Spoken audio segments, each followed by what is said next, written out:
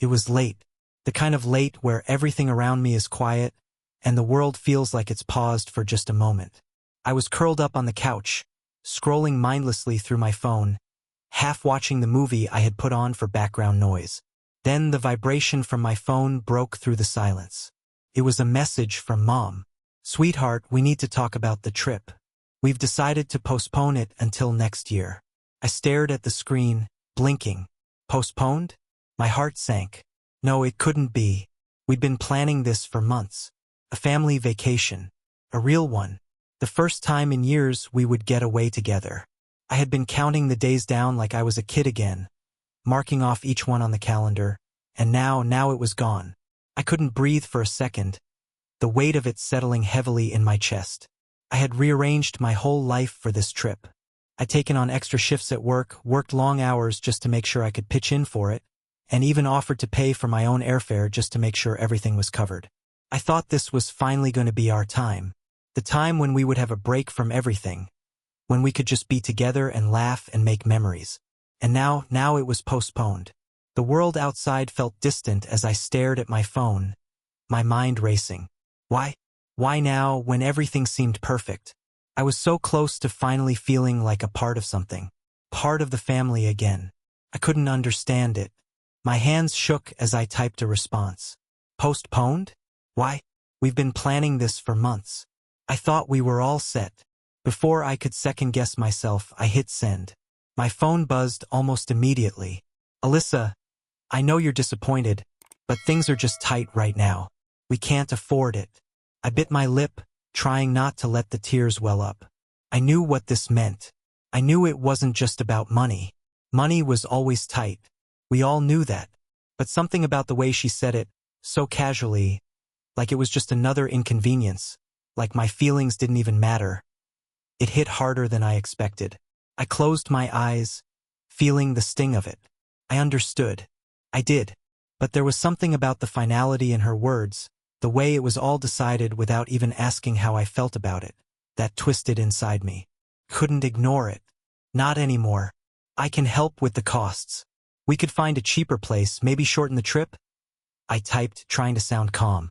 There was a pause before her response, long enough to make my stomach churn. Finally, her message came through. "Alyssa," she said softly, "it's just not the right time. We'll make it happen next year. Promise. Promise." A promise that had no weight in it. I wanted to believe her, really I did. But I'd heard this kind of promise before.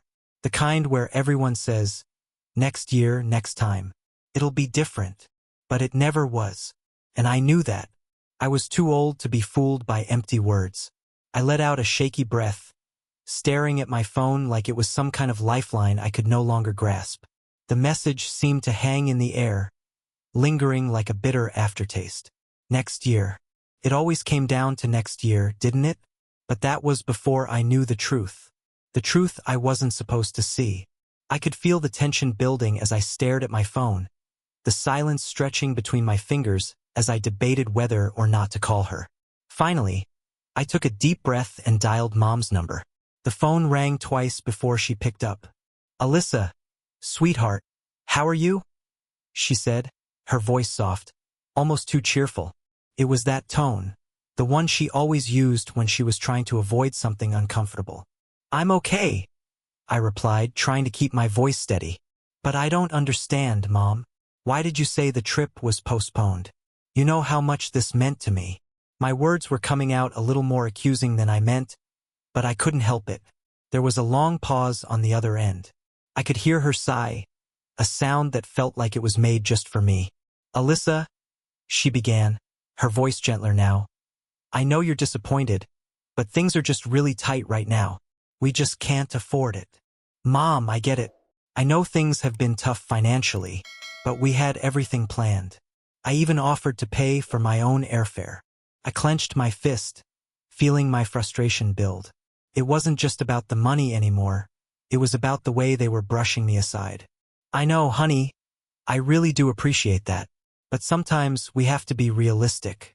I just don't think it's the right time. I promise we'll make it happen next year." Her voice sounded so sincere, so full of promise. But I knew better. I'd heard the same thing before. I just want you to understand. Okay? I felt my chest tighten as her words hit me. Understand? How was I supposed to understand that my own family had decided I wasn't worth the sacrifice? But we could still make it work, right? Maybe a shorter trip? A cheaper hotel? I was grasping for any solution, but the more I talked, the more the hopelessness crept in. She hesitated for a moment, and then her voice softened even more. Alyssa, it's just not the right time. We'll make it happen next year. I promise. Next year. That word echoed in my mind like a death sentence. Next year. But deep down, I knew that promise wasn't worth anything. It was just another way to push my feelings aside. I let out a sharp breath, trying to calm myself. Okay, Mom, I get it. But I didn't get it at all. Before I could say anything else, the conversation ended with a soft, I love you, sweetheart, followed by a click. I stared at the screen for a moment, my mind reeling. I wanted to believe her. I really did. But there was something in the way she said it. Something that felt like she had already made her decision and that my feelings were irrelevant. Before I share what happened next, the moment that made everything come crashing down, I want to connect with you, my amazing viewers. Where are you watching from? Drop your country's flag in the comments below. And if you've ever had to fight for something you believe in, hit that like button, because this story is just getting started. As I sat there, staring at my phone, the knot in my stomach only tightened. Something wasn't right. I knew it, and soon I'd discover the truth. The next few days were a blur. I tried to focus on work, to keep my mind occupied, but the words next year kept echoing in my head. It felt like a weight I couldn't shake off, pressing against my chest every time I thought about it. The promise felt empty, like something I was supposed to believe but couldn't. My thoughts kept drifting back to that trip, how we'd all been so excited, how it was supposed to be the one thing that brought us back together. Then, one afternoon, I was on my lunch break, scrolling aimlessly through Facebook when it hit me. There it was, a post from Mom, tagged at a beach resort I recognized. I froze, my heart pounding in my chest. I stared at the photo. There she was, my mom, sitting on the sand with my dad. Their smiles were wide, genuine, the kind of smile you only get when you're carefree and relaxed. Behind them, the ocean stretched endlessly, a serene blue under the warm sun. They looked perfect, like everything was just as it should be. But my stomach twisted. I swiped down, not able to look away, yet dreading what was coming next. The photos kept coming one after the other. There was my brother, Jake, on a boat with his girlfriend, both of them laughing like they hadn't a care in the world. Then another photo, Mom and Dad at a seafood restaurant, a feast of lobster and crab in front of them, both of them toasting with glasses of wine, looking like they were in paradise. And then came the caption that felt like a slap across the face. Family time is priceless. Family time. The same words they had used to reassure me just days before, as they told me the trip was postponed. But I wasn't there. I was not a part of it. My heart dropped into my stomach as I sat frozen, my phone clutched in my hand. Couldn't breathe. The sudden clarity that hit me felt like a physical blow. It wasn't a misunderstanding. It wasn't some mistake. They hadn't postponed the trip. They'd excluded me. And the worst part was that they thought I wouldn't notice. I scrolled through the pictures, each one more painful than the last. They went snorkeling. They had bonfires on the beach, laughing together like they were a real family. I wasn't there. I wasn't part of it. And it was like a raw wound being ripped open. I sat there, my mind racing, my heart aching with a mix of anger and hurt I couldn't put into words. I wanted to believe there was some explanation. Maybe it was a last-minute thing. Maybe someone had gifted them the trip, and they didn't know how to tell me. Maybe they hadn't meant to hurt me. But deep down, I knew the truth. They hadn't postponed anything. They just decided I wasn't worth the effort. I locked my phone and sat back, staring blankly at the counter in front of me. The cafe around me was buzzing with life, but all I could hear was the sound of my heartbeat thudding in my ears. They had made their choice, and I was not a part of it. Not this time. Before I share the moment I finally decided to confront them, to demand the truth from the people who should have had my back. I want to know, how many of you have ever felt left out or betrayed by the people who were supposed to love you most? Drop your story in the comments, because trust me, you're not alone. And if you've ever had to take a stand for yourself, hit that like button, because this is where it all changes. That night, I couldn't shake the images from my mind. The pictures of my family, enjoying their vacation without me. The smiles, the laughter, the carefree way they were living. It ate away at me, each photo like a knife twisting deeper and deeper into the raw wound of betrayal. And as much as I wanted to ignore it, to pretend it didn't matter, I knew I couldn't. Not anymore. I had always been the one to bite my tongue, to keep the peace, to avoid rocking the boat. But this time I couldn't stay silent. I wasn't going to be the forgotten one again. Not after everything I had sacrificed, everything I had given up to make this trip happen. They had made their choice. Now it was time for me to make mine. When the doorbell rang the next day, I already knew what was coming. My heart was pounding in my chest as I walked to the door. I opened it to find my parents standing there, the weight of their guilt hanging in the air between us like an invisible fog. "Alyssa," my mom said, her voice too bright, almost forced. "Sweetheart, we missed you. How have you been?"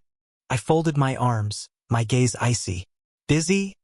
I said flatly, my words cold and clipped. My dad stepped inside, his eyes scanning the room. "That's good. How's work?" I let out a bitter laugh, the sound harsh in the otherwise quiet room. "Work? That's all I've been doing lately. Work. And scroll through your vacation photos." I paused, letting the words sink in. "While pretending I didn't exist to you." Jake, who had followed them inside, stretched his arms and yawned. "Man, I'm exhausted," he said, glancing at me with a smirk. "Hope you held down the fort while we were gone." The words hit me like a slap. While we were gone. Like nothing had changed. Like I hadn't spent the past few days sitting with the gnawing emptiness. The sting of rejection that refused to let go. I took a deep breath, my voice low but sharp. "How was the trip?" I asked, turning to my mom. She blinked, clearly caught off guard by my question. "Oh, well, she said hesitantly. "We just needed a little getaway. Nothing too special." Liar. I pulled out my phone, my hand steady, even though my heart was racing. I unlocked it and turned the screen toward them, showing the photos I had seen just days before. There they were, smiling on the beach, laughing over dinner, living it up while I was left behind. I tilted my head, my gaze never leaving their faces. "Looks special to me," I said, my voice cold, piercing through the silence that hung in the air. For a moment, no one spoke. The room was thick with tension, the weight of my accusation hanging between us like an unspoken truth. Then my mom let out a nervous laugh, her eyes darting between me and my dad. "Alyssa, I don't," she began, but I cut her off, my voice rising. "Just don't," I snapped, my patience running out. "Stop lying to me. Just tell me the truth. You didn't postpone the trip. You just didn't want me there." I watched as guilt flashed across her face, quickly masked by a weak excuse. "It wasn't like that, honey," she said, her voice trembling. "We just thought." "Thought what?" I interrupted. "That I wouldn't notice? That I wouldn't see the pictures? That I'd be stupid enough to believe your lie?" Jake groaned, rolling his eyes. "Oh my God, Alyssa, are you seriously making this a big deal? It was just a trip. Just a trip." The words burned in my chest, each syllable a reminder of how easily they had dismissed me. I had spent months planning, saving, rearranging my life for that trip, and now they were acting like it didn't matter. Like I didn't matter. I shook my head, my anger bubbling up. "You could have told me the truth," I said, my voice shaking with emotion. "But instead, you lied. You made me feel like I wasn't worth bringing. You made me feel like I was the last thing on your mind." Jake scoffed, his expression one of pure annoyance. "You're being dramatic," he said, like it was no big deal. I let out a bitter laugh. "No, Jake, I'm finally being honest." My mom stepped forward, her hand reaching out, her voice pleading. "Alyssa, please," she said softly, Her eyes filled with regret, but I pulled away. "Not this time," I said firmly, my voice steady despite the storm brewing inside me. "You need to hear this. This isn't just about the trip. It's about every single time I've been treated like I don't matter." I looked at them both, my eyes burning with the weight of every unspoken hurt, every sacrifice I had made that was never acknowledged, every holiday where Jake got exactly what he wanted, and I got whatever was convenient, every time I put you guys first, and you didn't even notice. My voice faltered for a moment as the memories flooded in. "I thought if I worked hard enough, if I gave enough, I'd finally be enough for you. But I never was I?" The silence in the room was deafening. No one spoke. No one could. Finally, my mom let out a sigh, the kind that came from deep within her chest. "Alyssa, it's not like we love Jake more than you," she said softly, her voice full of guilt. I stared at her, my eyes hard, my heart heavy. "Maybe you don't," I said, my voice quiet but sharp. "But it sure feels that way." And with that, the conversation ended. The room was still. The damage had been done. And for the first time, I didn't feel the need to fix it. I wasn't going to keep pretending everything was okay. I was done. The days that followed felt like a heavy fog, thick with silence and unresolved tension. I didn't call them. I didn't respond to the messages. I simply let the quiet stretch between us, like a space too wide to cross. For the first time in my life, I wasn't trying to fix things. I wasn't the one running to make it all okay again. I had always been the one to smooth things over, to pick up the pieces, to make sure the cracks in our family didn't show. But now there were too many cracks to ignore. I had tried. I had given everything I had to make things right, to prove I was worthy of love and attention. But every time I gave, they took, and it was never enough. I wasn't enough.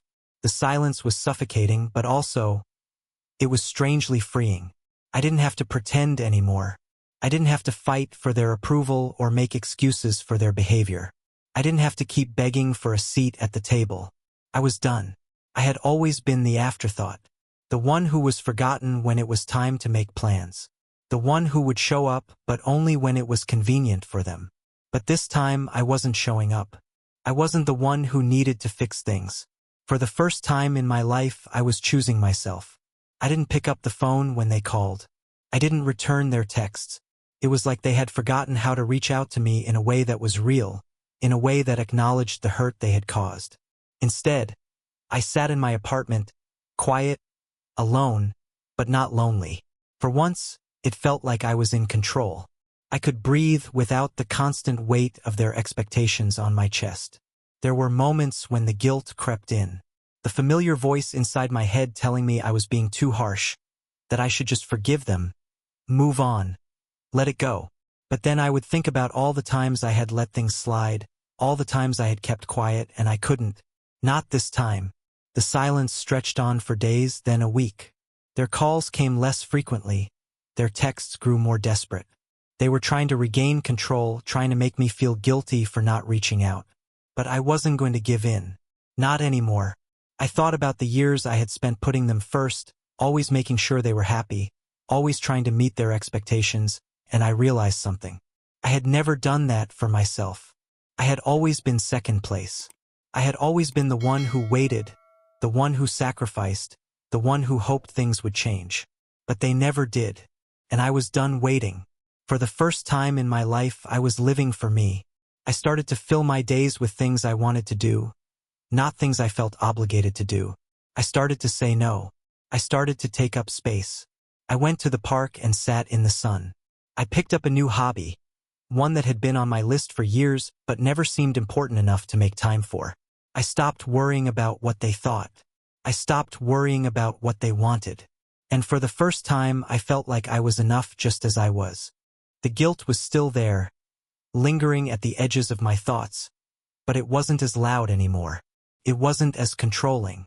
I had learned to sit with it, to let it come and go, without letting it dictate my actions. I didn't need their approval. I didn't need them to fix anything. I was fixing myself. The first message came a few days after I had fully embraced my silence. It was short, simple, and oddly gentle. "Alyssa, we miss you." Let's talk when you're ready. I stared at the words for a long time, my fingers hovering over the keyboard. It wasn't the usual barrage of guilt trips or demands for my attention.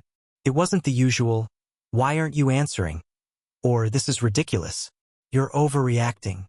It was different. For the first time in a long time, it felt like they were actually acknowledging that I had a choice in this, that I had feelings that mattered. I didn't respond right away. I wasn't ready. The bitterness still lingered in my chest, a raw wound that hadn't quite healed. But there was a flicker of something else, something I hadn't expected: hope. Hope that maybe, just maybe, they had learned something. Maybe they finally saw me. Not just as the one who always cleaned up their messes, but as someone who deserved to be treated with respect. The next day, another message came, this time from Dad. "I should have handled things differently. Let's talk soon. Okay?" Again, I didn't rush to reply. I let the words settle in my mind, wondering if this was genuine or just another attempt to placate me. But deep down, I felt something shift. This wasn't the usual deflection. This wasn't the usual excuse. It was an admission. A small one, but it was there. I thought about everything. The years I had spent making myself smaller, just to fit into the space they had created for me.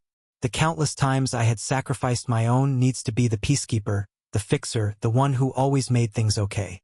And now they were the ones trying. It wasn't perfect. It wasn't the grand apology I had imagined, but it was something. And that something was enough to make me pause. I decided to pick up the phone, just to see where it would lead. "Hey, Mom," I said when she answered. Her voice was hesitant at first, like she wasn't sure what kind of reception she was going to get. "Alyssa," she said softly, "I'm glad you called. I've been thinking about everything." I started, trying to keep my voice steady. "About the trip, about, well, everything." She didn't interrupt. She just listened. And for the first time in a long time, it felt like she was really listening. Like she wasn't just waiting for her turn to speak, but actually hearing me. "We messed up," she said, her voice small but sincere. "We didn't think it would hurt you this much. We were wrong, and I'm sorry." It was the first apology that had ever felt real. I didn't know what to say at first. The words caught in my throat. But then, something inside me softened. Maybe it wasn't all fixed. Maybe the hurt was still there, buried deep, but I couldn't ignore this shift. I couldn't ignore the fact that they were trying. "I know," I said finally. "I know you didn't mean to hurt me, but it did. And I can't just forget that. I need time." She was quiet for a long moment before she responded. "We're willing to wait. Whatever you need, Alyssa, we're here. We love you." I exhaled slowly, the weight in my chest lifting just a little. For the first time in so long, I didn't feel like the one who had to do all the work. I wasn't the one holding the burden of making things right. They were trying. And that meant something. In the days that followed, the messages kept coming. Small, simple things. Checking in, asking how I was, telling me they loved me. Nothing extravagant, nothing over the top. Just a steady stream of sincerity that felt different this time. I wasn't being bombarded with demands or guilt. I wasn't being made to feel like the problem. They were reaching out because they genuinely cared, because they were finally starting to understand how much I had been holding inside. And with each message, with each small step they took toward me, I felt the wall I had built around my heart begin to crack, piece by piece. It wasn't easy. It wasn't instant. But it was progress. And for the first time, I realized that maybe, just maybe, things could change. My birthday came around quietly, like it always did. I had told myself over and over not to expect anything this year. After all, birthdays had always been a bittersweet affair in our family. Jake's were always a big event, full of attention and celebration, while mine felt like an afterthought. Card, maybe a quick phone call if they remembered. It was the way things had always been, and I had accepted that. But this year was different. I wasn't expecting anything, but part of me still held on to a flicker of hope. A small part of me wondered if things could be different. If they had really changed, if they had really started to see me, truly see me. The morning of my birthday was like any other. I woke up early, made my coffee, and settled into my routine. The clock ticked on, and the silence of the day stretched on as I tried to shake off the quiet sadness that always seemed to creep in when the day arrived. I had told myself not to care. I had told myself that it didn't matter. But it did. Then, at exactly 10 a.m., there was a knock on my door. I frowned, setting down my coffee. I wasn't expecting anyone. When I opened the door, I saw my parents standing there, holding a cake between them. My breath caught in my throat. "Happy birthday, sweetheart," my mom said, her voice tentative, like she wasn't sure how I would react. She offered the cake to me with a small, unsure smile. I blinked, completely caught off guard. "You remembered?" The words came out before I could stop them, and I immediately felt a twinge of guilt for how surprised I was. Dad let out a soft chuckle, his eyes warm. "Of course we did. Happy birthday, kiddo." And for the first time, it felt like they meant it. It wasn't just a formality. It wasn't just something they were doing out of obligation. They had remembered. They had thought about me, and that, for all the hurt that still lingered, meant more than I could put into words. They came inside, and we sat down together, the cake between us, nothing extravagant, but it felt like everything. It wasn't the huge birthday party I had dreamed of as a kid, but it was real. They didn't rush. They stayed. We spent the afternoon talking, laughing, catching up in a way we hadn't done in years. There were no awkward silences, no forced conversations. For the first time, I didn't feel like I was just a person they were tolerating. I felt seen. I felt loved. There was no pretending, no trying to hide the years of distance between us. The tension was still there, like an undercurrent we couldn't ignore, but for that moment, it didn't matter.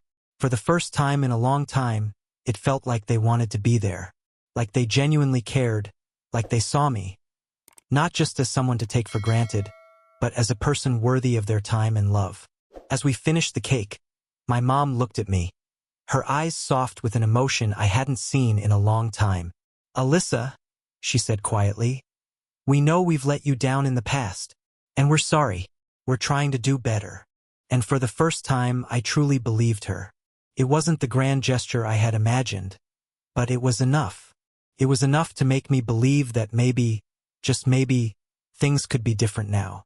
That maybe we could start over. That we could build something better, something real. I looked at my parents, and for the first time in years, I wasn't thinking about the things they hadn't done.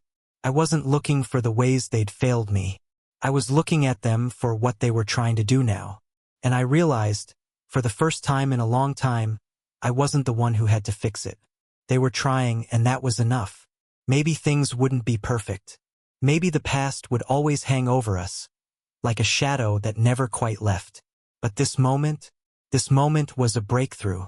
It wasn't the end of the journey, but it was a start, a real one. And as the day went on, and we continued to laugh and talk and share memories, I let myself believe. I let myself believe that this time, things could be different. That, for once, I wasn't the one trying to make everything right. This time they were. The day of my big work presentation arrived, and I could feel the weight of it in my chest. I had spent weeks preparing, pouring every ounce of energy into perfecting my pitch, my slides, and my delivery. This was my moment, a chance to prove myself, to show everyone that I could handle more, that I was ready for the next step in my career. But as I sat at my desk, reviewing the notes one last time, something else lingered in the back of my mind. The message I'd gotten from Mom that morning. "We're thinking of you today. You're going to do great." It was small, simple, but it made my heart skip a beat.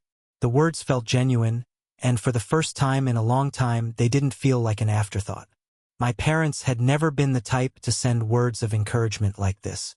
In the past, they had always been focused on Jake, on the things that mattered to him. But this was different. Felt like they were acknowledging me, like they were truly rooting for me. I could still feel the nerves tightening in my stomach as the hours ticked by. But there was something else now too. Something lighter. Something that pushed the weight of doubt aside. It was the knowledge that, for the first time, I wasn't alone in this. They were supporting me, and that realization made all the difference. As I stood in front of the conference room, facing the group of executives, my hands shook, but my voice didn't. I spoke confidently, passionately, explaining every detail with precision, like I had rehearsed it 1,000 times. I could feel the eyes of the room on me, but this time it didn't feel like judgment. This time it felt like I had earned their attention. When the presentation ended, there was a brief silence. Then, slowly, the room began to fill with applause. Part of me couldn't believe it. I did it. The validation I had always sought, the recognition I had been craving, was finally mine. I smiled, but my thoughts kept drifting back to the morning, to that small text from Mom. As soon as I stepped out of the conference room, my phone buzzed again. It was Dad this time. "We're proud of you, Alyssa. You did amazing today." I stood there, my back against the wall, my heart swelling. Their words felt so different now. It wasn't just the perfunctory praise I was used to. It wasn't just the bare minimum. They were acknowledging me in a way I had never experienced before. And I realized, in that moment, that it wasn't about the applause or the recognition at work. It was about knowing that my family was finally starting to see me. Not just as the girl who fixed things, but as someone who could stand on her own, someone who deserved to be celebrated. The rest of the day passed in a blur of emails and calls, but I couldn't shake the warmth that had settled in my chest.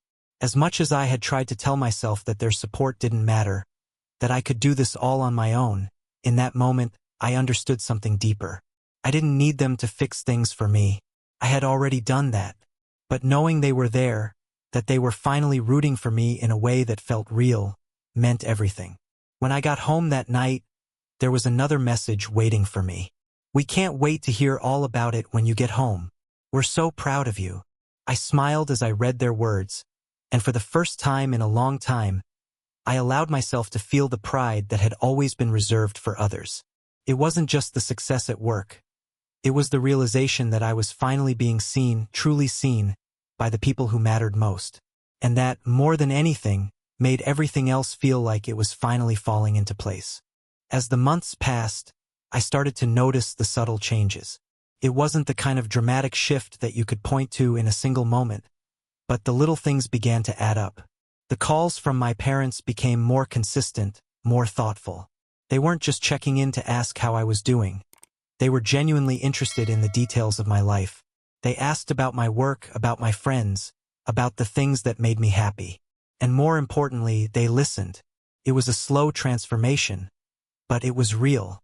There were no more empty promises of next year or excuses about why things couldn't work. They were showing up in ways that mattered. And the best part? I wasn't the one having to reach out anymore. They were reaching for me. Dad sent a text one afternoon. "How's your new project going? We're thinking about you."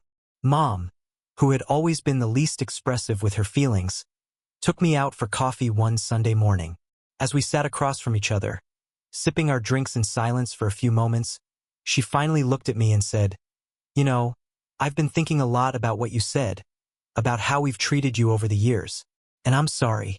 I know I didn't always show up for you the way I should have." Those words felt like they were healing something inside me. It wasn't just the apology, it was the recognition, the understanding that she was finally seeing me. Really seeing me. Jake, surprisingly, had his moments too. He dropped by unannounced with his usual casual smirk. But there was a difference now. He didn't dismiss my feelings. He didn't roll his eyes when I expressed frustration. Instead, he'd listen. Sometimes we'd talk for hours about everything and nothing. And though it didn't always feel like a deep connection, it was a shift. He was trying, and that meant something. But it wasn't just the big gestures that were changing. It was the small, everyday things. The way they'd think of me when they were planning something, asking if I wanted to join, rather than simply assuming I would be fine on my own. The way they didn't take me for granted anymore, and in turn, I didn't feel the need to overextend myself just to prove I mattered. There were moments, too, when I had to step back and remind myself that this change wasn't going to happen overnight. It wasn't going to be perfect. There were still moments of tension, still old habits slipping through. But those moments became fewer and farther between. And when they did happen, we were able to address them with understanding, not defensiveness. The guilt that once weighed so heavily on me, the guilt that made me feel like I was the one responsible for making everything okay, started to dissipate. Instead of trying to fix everything, I was learning to just be. I was learning to let go of the idea that my worth was tied to how much I gave, how much I sacrificed. And in that process, my relationship with my family was becoming something more balanced, more equal. One day, a full year after that painful birthday, I found myself sitting at dinner with Mom and Dad, talking about the future. I was no longer afraid to voice my own needs, my own desires. And as I spoke, I saw something in their eyes, a recognition that hadn't been there before. They were hearing me in a way they never had. "We've been thinking a lot," my mom said, her voice soft but sure, "about how we can do better, about how we can support you more, not just in the big things, but in the little things too." And as I listened to her, I realized how far we had come. It wasn't perfect. It wasn't a fairy tale ending. But it was real, and it was enough. The effort was there. The understanding was there. And most importantly, I was there, standing in a place where I could finally say with full honesty that I was enough. The past year had shown me something I hadn't known I needed to learn. That change doesn't come from waiting for others to change. It comes from choosing yourself, from demanding the respect you deserve, and from accepting that you don't need anyone's approval to be worthy of love and acceptance. And in the end, I wasn't just rebuilding my relationship with my family. I was rebuilding myself. A few months after that dinner, after we had begun to rebuild something more real, I decided it was time for me to take the next step. I had spent so many years waiting for others to see me, for my family to truly recognize my worth, and in the process, I had lost sight of what mattered most: me. I had learned that no one could give me the freedom I sought except for myself. And so, I booked a ticket to Italy. It was a decision I had been quietly toying with for months, the idea of traveling solo, of stepping into a space that was entirely my own. But the fear was there too. What if I wasn't ready? What if I got there and felt completely out of place, like I didn't belong? It was easy to make excuses, to justify staying in my comfort zone, to say that I'd go next year. But this time, next year wasn't an option. This time, I needed to take the leap. I needed to see what it felt like to do something for me, something that wasn't about pleasing others, something that was all mine. The morning I left was quiet, as the first rays of the sun painted the sky a soft golden hue. My suitcase sat by the door, packed with everything I needed and a few things I didn't. I had told my parents about the trip, of course, but I hadn't asked for their approval. I didn't need it anymore. I wasn't looking for permission. I was simply letting them know, in the same way I might tell a friend, "I'm going to Italy for a week." When I arrived at the airport, my heart raced with excitement, but also with something else. Something that felt new and freeing. I wasn't scared. I wasn't wondering what my family would think, or if I was doing something selfish. I was simply excited to step into this new chapter of my life. The moment the plane touched down in Rome, a weight I hadn't realized I'd been carrying lifted from my shoulders. I was here, alone. And for the first time in a long time, I didn't feel like I was waiting for anyone else to catch up. This was my time, my adventure. As I wandered through the cobblestone streets, taking in the sights and sounds of the city, I realized something profound. I had spent so many years trying to fill the empty spaces with approval from others, trying to validate my worth by what I did for them. But here, in this foreign city, surrounded by ancient history and the beauty of life moving on without me, I realized that I was enough, just as I was. I spent the next few days exploring, getting lost in narrow streets, sipping espresso in small cafes, watching the world go by. There were moments when I found myself missing the comfort of home, missing my family. But those moments were brief, fleeting. I wasn't running from them anymore. I wasn't hiding behind the idea that their approval was the only thing that could give me peace. I was finally learning to be at peace with myself, and that was the most liberating feeling I had ever known. The messages from my parents trickled in, each one simple, but filled with warmth. "We miss you. Hope you're having the time of your life." I read their words, but they didn't stir the same need in me anymore.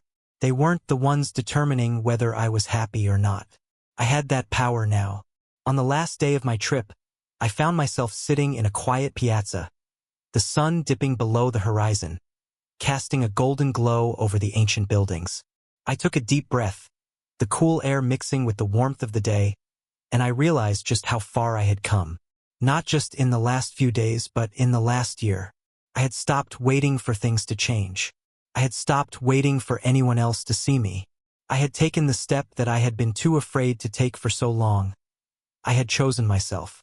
And as I sat there, surrounded by the soft murmur of the city and the flicker of lights in the distance, I smiled to myself. This wasn't just a trip to Italy.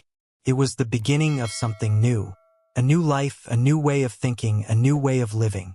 When I boarded the plane back home, I felt lighter than I had in years.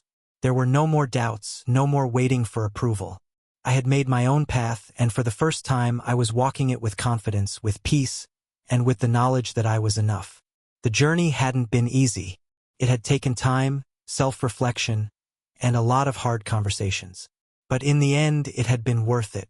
Because in learning to choose myself, I had finally found the freedom I had been searching for all along. When I returned home from Italy, things were different, but not in the way I expected. I had been so sure that everything would feel like it had shifted instantly, that somehow my family would be different, would see me differently, now that I had taken this step, this bold leap toward independence. But when I walked through the door, there was no dramatic moment of change, no grand revelation that made everything instantly better. Instead, there was a quiet, steady understanding that had settled between us. It wasn't perfect. It wasn't an overnight fix. But the seeds had been planted, and now we were letting them grow at their own pace. I walked into the living room and found my parents sitting together on the couch. My mom with her usual cup of tea, my dad flipping through a magazine. It was an ordinary moment, one I had seen 1,000 times, but this time it felt different. This time, I wasn't rushing to fill the silence with explanations or apologies. I wasn't hoping for their approval. I wasn't trying to fix anything. They looked up as I walked in, and there was something in their eyes, something that wasn't there before. A softness, a recognition of the person I had become. "Welcome back," my mom said, her voice warm but not overwhelming. She reached for a small package from the table and handed it to me. "We got you something while you were away." I took the package, my heart skipping a beat. It was a simple gesture, but the thoughtfulness behind it was what mattered. I opened it slowly and found a small charm bracelet, each charm representing something we had talked about during my trip: the Colosseum, a pasta bowl, the sun. It was their way of acknowledging my journey, both the one I had taken to Italy and the one I had taken within myself. "I know things haven't always been easy between us," my dad said, his voice low but steady. "But we're trying. We're trying to do better, Alyssa. We know we've let you down, and we're sorry, but we want to be here for you now. For real." I swallowed, the lump in my throat threatening to overwhelm me. For a moment I couldn't speak. All I could do was look at them, really look at them, and see the change in their eyes, the change in me. "It's okay," I said finally, my voice softer than I expected. "I'm here too. I'm here for us. But it's going to take time. And that's okay." We all sat in silence for a while.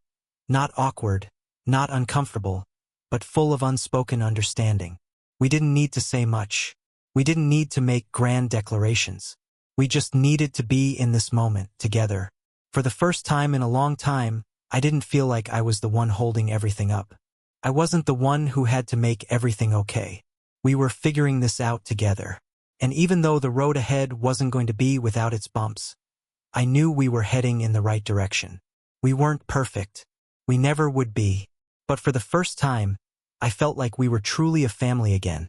Not because of grand gestures or empty promises, but because we were willing to show up for each other, to be real with each other, to see each other. And as I sat there, in the comfort of my family, I realized that this was what it had all been about: learning to choose myself, to take what I needed without guilt, and to give love without expecting anything in return. I had found the balance, and in doing so, I had found a new kind of peace. The relationship wasn't fixed in an instant, but it had been transformed. And for the first time, I didn't feel like I was just the one who had to make everything right. This time, we were all learning how to be there for each other. And that, to me, was enough. As the days turned into weeks, the atmosphere at home continued to shift. The tension that had once hung in the air like an unspoken weight slowly started to lift. There were still moments when old habits crept in, when I felt the urge to shrink back, to give more than I took, but I reminded myself that I no longer had to settle for being the one who always made the first move, who always tried to fix everything. One evening, a few weeks after I returned, my mom and I found ourselves sitting at the kitchen table, the soft hum of the dishwasher in the background. It was quiet, comfortable, the kind of silence that wasn't filled with unease but with understanding. She reached across the table, her hand gently resting on mine. "I've been thinking a lot," she said, her voice tender but steady. "About everything. About how I never really asked you how you felt. I always assumed I knew what was best. But I see now that I wasn't really seeing you, Alyssa. Not in the way you needed me to. I'm sorry for that." I met her gaze, her eyes soft and sincere, and for the first time, I truly believed her. It wasn't just an apology for the sake of it. It wasn't a quick fix or an easy way out. She was acknowledging the depth of her mistakes, the years of overlooking my needs. And I realized, in that moment, how much courage it took for her to say those words, to own her part in our struggles. "I know, Mom," I said quietly. "It's not about being perfect. It's about seeing each other. Really seeing each other." She smiled, a small but genuine smile, and I realized how far we had come. I wasn't the one holding my breath, waiting for them to come around anymore. I wasn't the one filling the empty spaces with hopes and expectations. We were finally learning how to meet each other in the middle, to truly understand each other without judgment, without the weight of old patterns pushing us apart. And as I sat there, I couldn't help but feel a deep sense of gratitude for this new chapter. It wasn't without its challenges, and there were still moments when I had to remind myself that the journey was ongoing. But I had learned something profound. That true connection, true healing, comes from being honest, from being vulnerable, and most importantly, from choosing to show up, both for yourself and for the people you love. A few weeks later, we all went out for a family dinner. Something that had once felt like a rare occasion but now felt more natural. As we sat around the table, sharing stories and laughter, I realized that this, right here, was the real reward. Not the grand gestures, not the empty promises, but the quiet moments of connection that had been built on mutual respect, understanding, and a willingness to do the work. This was what I had been waiting for. Not perfection, not an idealized version of family, but something real. Something that didn't require me to prove my worth or sacrifice my happiness for the sake of others. This was a new kind of love, one that didn't demand anything in return but instead was built on the foundation of seeing and accepting each other for who we truly were. And for the first time in a long time, I felt like I was finally home. Not because everything was perfect, but because we had found a way to be real with each other. And that, in its own way, was more than enough. As time went on, the changes continued to settle into our everyday lives, and I began to notice the small, quiet shifts in our interactions. My parents were still figuring things out, but the effort was undeniable.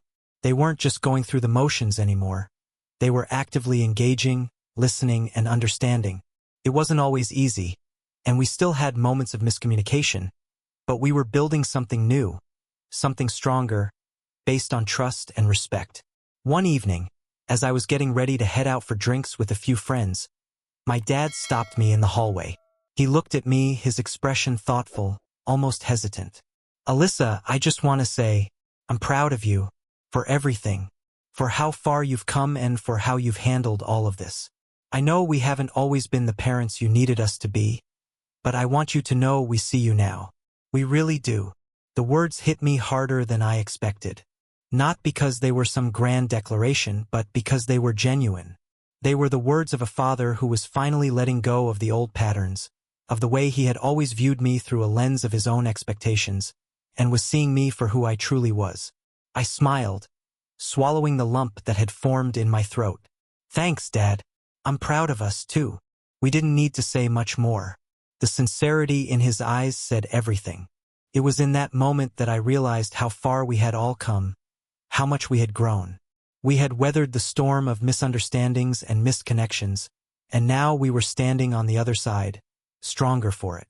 Later that evening, as I sat with my friends, laughing and talking about nothing and everything, I couldn't help but reflect on the journey I had taken. It had been a long and often painful road to get here, but I had learned something invaluable. I had learned to trust myself. I had learned that I was worthy of love, of respect, of being seen and heard. And most importantly, I had learned that I didn't have to fight for that anymore. It was already mine. As the night went on, I received a message from my mom. Just wanted to check in. Hope you're having a good time. We love you. It wasn't anything extraordinary, just a simple text. But in that moment, I realized how much it meant. It wasn't a plea for my attention. It wasn't a guilt trip or a reminder of things unsaid. It was just a reminder that, despite everything we had been through, my family was still here, still trying, still showing up. And that was enough. I didn't have to prove anything anymore. I didn't have to be the one who kept everything together, the one who always put everyone else first. I had learned that it was okay to choose myself, to put my needs and my happiness at the forefront. And in doing so, I had given myself the freedom to truly be loved, not for what I could give, but for who I was. The journey was far from over. There would be more challenges, more bumps along the way, but I knew now that I wasn't alone in this. I had my family, and most importantly, I had myself. I had found my voice, and I wasn't going to lose it again. As I looked around the room, surrounded by friends and laughter, I realized that this was what true connection looked like. Not perfection, not the absence of conflict, but the willingness to show up, to be real, and to be vulnerable. And for the first time, I felt like I was truly living for me, living for us. And that was more than enough. As the weeks turned into months, I began to see the shifts in myself more clearly. I was no longer the person who measured her worth by the sacrifices she made for others, the person who constantly put herself last. I had stopped waiting for others to validate me, to tell me I was enough. I had learned, through all the heartache and growth, that I didn't need to fight for a place at the table. I belonged there already. At work, my confidence grew. I no longer second-guessed my decisions or hesitated to speak up in meetings. I trusted myself more than I ever had before, and it showed. My colleagues began to take notice of my newfound presence, the way I carried myself with an assurance that hadn't been there before. For the first time in a long while, I felt like I was living up to my potential. Not because I was trying to meet someone else's expectations, but because I was finally meeting my own. But it wasn't just at work where I noticed the change. It was in my friendships too. I started saying no more often, setting boundaries with people who had always taken more than they gave. I began surrounding myself with people who respected me, who celebrated my successes, and who were there for me in the way I had always hoped for from my family. I wasn't afraid to take up space anymore. I wasn't afraid to be the person I had always been, but had spent so much time hiding. I had learned the hard way that I didn't have to apologize for who I was. And in doing so, I began to attract people who saw me for exactly who I was, without the filters or the apologies. But the most profound change, the one that resonated deeply within me, came in the quiet moments. When I was alone, when I didn't have to perform or meet anyone else's expectations, I felt a peace that had eluded me for so long. I didn't need to be constantly busy or seeking validation from others. I had finally learned to be content in my own company, to appreciate the silence, and to find joy in simply existing. One evening, as I was sitting on the balcony, watching the sunset, I reflected on how far I had come. The old me, the one who had been so consumed by the need to please, would have never allowed herself the space to just be. She would have felt guilty for taking time for herself, guilty for putting her needs above the needs of others. But now I understood that self-care wasn't selfish. It was necessary. It was an act of love, both for myself and for the people I cared about. I had taken control of my life. And in doing so, I had created the space for my family to step up, to meet me halfway, and to build the kind of relationship we had all been craving. It wasn't perfect, and there were still moments of discomfort, of growing pains, but there was also a deep sense of understanding. We had finally stopped living in the shadow of old patterns and had started to build something new, something real. And so, As the sun dipped below the horizon, casting a golden glow over the world, I realized that I had found the balance I had always been searching for. Not in the approval of others, not in the recognition of my efforts, but in the quiet acceptance of who I was and who I was becoming. I had stopped waiting for the world to change and had started changing myself. And in doing so, I had given myself the gift of peace, the gift of knowing that I was enough just as I was. For the first time in my life, I wasn't trying to prove anything to anyone. I was simply living, with the people I loved, and with a heart full of hope for the future. Because in the end, that was all I had ever really needed, to see myself, to love myself, and to know that, no matter what, I was enough. As time continued its steady march, I found myself embracing the moments more fully, whether they were big or small. It was no longer about rushing through life, trying to keep up with everyone else or proving that I was capable. It was about savoring the present, about allowing myself the space to breathe, to grow, and to simply be without the pressure of perfection or expectation. The connection with my parents deepened in ways I hadn't anticipated. It wasn't just about sitting around the dinner table, talking about our days anymore. We had real conversations, conversations where we were vulnerable, where we admitted our fears, our regrets, and our hopes for the future. We no longer tiptoed around each other, afraid to bring up the uncomfortable things. We had faced the hard truths, and in doing so, had created a space where honesty, no matter how painful, was welcomed. It wasn't always easy. There were days when old habits resurfaced, when I felt that familiar urge to shrink back, to hide my feelings to avoid rocking the boat. But I reminded myself time and again that I was allowed to take up space. I was allowed to speak my truth. And slowly I saw the shift in them too.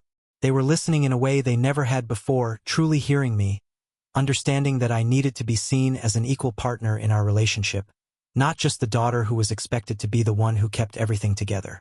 One Sunday afternoon, my mom and I sat on the porch, watching the world go by as we sipped our iced tea. The conversation was light, but there was an undertone of something deeper, something unspoken but understood. "I was thinking about your trip to Italy," she said, her voice a bit quieter than usual, "and about how much you've changed since then."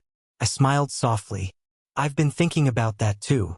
I don't think I ever really realized how much I needed to take that trip, to give myself permission to be me." "You've always been strong, Alyssa," she said, her voice tinged with something like regret. "But I think for so long I took it for granted. I didn't realize how much you were holding inside. And I'm sorry for that." I nodded, grateful for her honesty. "I know, Mom. It's not easy to see that in yourself, is it? I think we both had to go on our own journeys to get here."